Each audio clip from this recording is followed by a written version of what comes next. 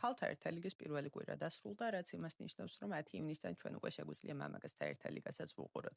შარშან ვუყურებდი ხოლმე თამაშებს და გეტყვით, რომ ბოლომდე ძალიან დაძაბული და ძალიან სანახაობრივი იყო, ამიტომ გირჩევთ, რომ თავიდანვე ჩაერთოთ და თვალი ადევნოთ ამ ტურნირს. სად უნდა ვუყუროთ ამ თამაშებს, სად ნახოთ შემადგენლობები და მატჩის განრიგები, ლინკებს აუცილებლად დავუთავ ამ ვიდეოს კომენტარებში.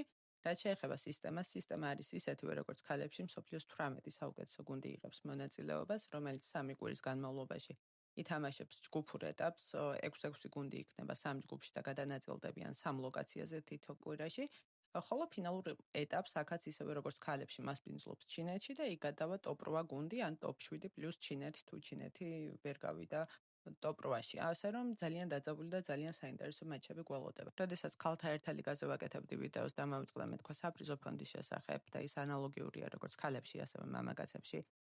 მესამე ადგილზე გასული გუნდი მიიღებს $300,000, მეორე ადგილზე გასული გუნდი $500,000 და ჩემპიონები მიიღებენ მილიონს.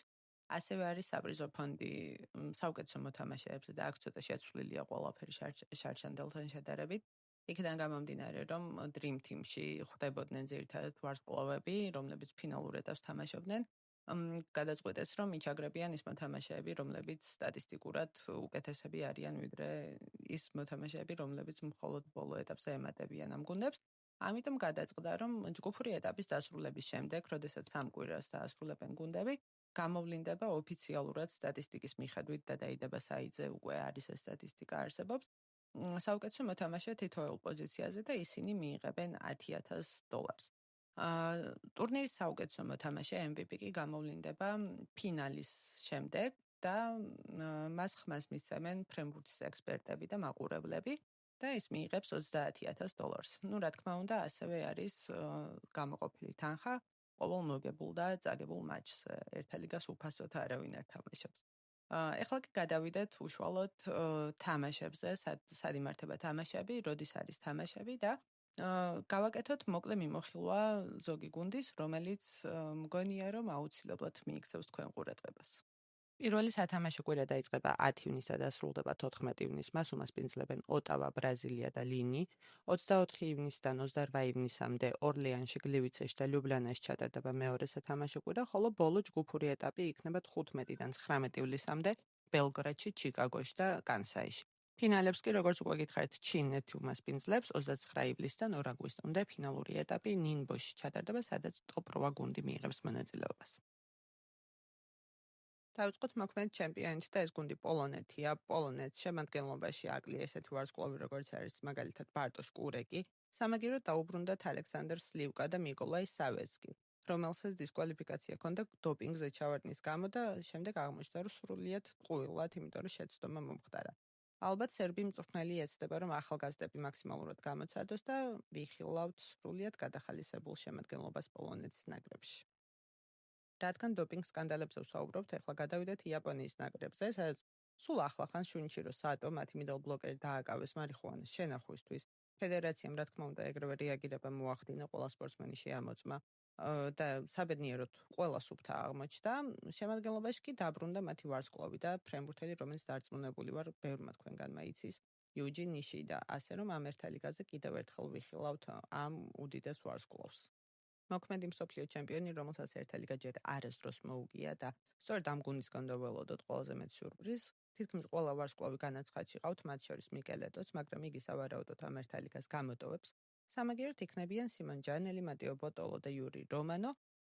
სავარაუდოდ პირველ კვირას არა, მაგრამ შემდეგ დაგვემატებიან და ძალიან საინტერესო თამაშებს შემოგთავაზებს დარწმუნებული ვარ იტალიის ნაკრები.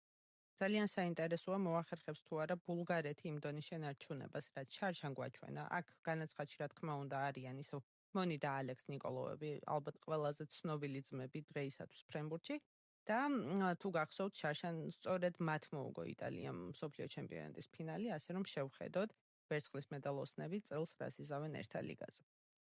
მოქმედი ოლიმპიური ჩემპიონების ნაკრებში კი სამწუხაროდ ვერ ვიხილავთ ისეთ ვარსკვლავებს, როგორებიც არიან ნგაპეტი და გრებენიკოვი.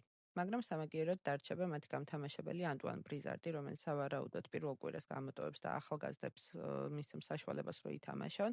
სრულიად გადახალისებულია საფრანგეთის ნაკრები და შევხედოთ, რას იზავს ახალი თაობა. ლეგენდარული გამთამაშებელი იქნება ასევე არგენტინის ნაკრების სათავეში. დეჩეკო კვლავ განაცხადშია, არგენტინის ნაკრებს ასევე ახალი მწვრთნელი ყავს და ისინი გეტყვით, რომ შარშან გავიდნენ მე-12 ადგილზე ერთა ლიგაზე და მსოფლიოზე მხოლოდ მე-9 ადგილი დაიკავეს.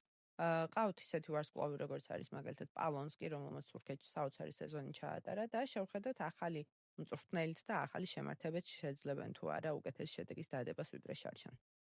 შარშან პირველად ჩაუდგა სათავეში ამერიკის შეერთებული შტატების ნაკრებს ლეგენდარული მწვრთნელი კარჩკირალი, რომელიც ადრე ქალებთან მუშაობდა. წელს კი მას დაუბრუნდნენ ვარსკვლავები ამ ნაკრების, ეყოლება დეფალკო, კრისტენსენი, ევერლი, შოჯი და მეტ ანდერსონიც კი ნაკრებშია და ისინი აუცილებლად იბრძოლებენ მედლებისთვის და დარწმუნებული ვარ, რომ ყველაფერს გააკეთებს ეს ნაკრები იმისთვის, რომ სამეულს მიღმა არ დარჩეს. აქვე ვისაუბროთ ბრაზილიაზე, სადაც ძალიან დიდი ცვლილებებია. ბევრია ისეთი მოთამაშე, რომელიც ჯერ საერთაშორისო ასპარეზზე არ გამოჩენილა.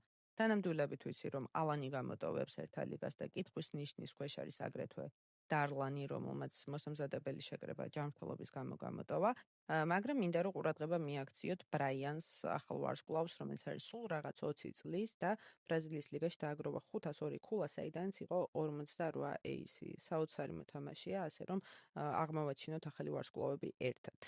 ბოლო ნაკრები, რომელზეც დღეს ვისაუბრებ, არის ირანი, რომელმაც შარშან ძალიან ბევრი პრობლემა შეუქმნა მოწინააღმდეგეებს და სულ ცოტა დააკლდა პლეი-ოფში გასვლამდე. წელს ქვეყანაში არსებული ვითარების გამო თითქმის სულ შეკრებებზე არიან, რაც ალბათ ძალიან წაადგება გუნდის ერთიანობას. ერთ-ერთი საუკეთესო მოთამაშე მათი არის მორტეზა, რომელსაც ძალიან კარგი სეზონი ჰქონდა თურქულ ლიგაში და ვნახოთ, როგორ გამოავლენს თავის ხასიათს ეს გუნდი მოედანზე და დარწმუნებული ვარ, რომ წელსაც იბრძოლებს პლეი-ოფში გასვლისთვის. ესეთი იყო მოკლე მიმოხილვა მამაკაცთა ერთა ლიგის. კიდევ ერთხელ გირჩევთ, რომ აუცილებლად უყუროთ ამ თამაშებს თუ ფრენბურთი გიყვართ, იმიტომ რომ თუ ფრენბურთელი ხართ, ბევრ რამეს ისწავლით და თუ უბრალოდ მოყვარული ხართ, დატკბებით ამ სანახაობით. მე კი დაგემშვიდობებით და შემდეგ ვიდეოს ალბათ უკვე ქალთა ერთა ლიგაზე ჩავწერთ. თუ მოგწონთ ეს კონტენტი, კი იცით, რაც უნდა გქნათ. გამოიწეროთ ჩემი არხი, დაალაიქოთ ეს ვიდეო და კომენტარებში დამიწერეთ, ვინ გონიათ მამაკაცთა ერთა ლიგის გამარჯვებული წელს. კარგად.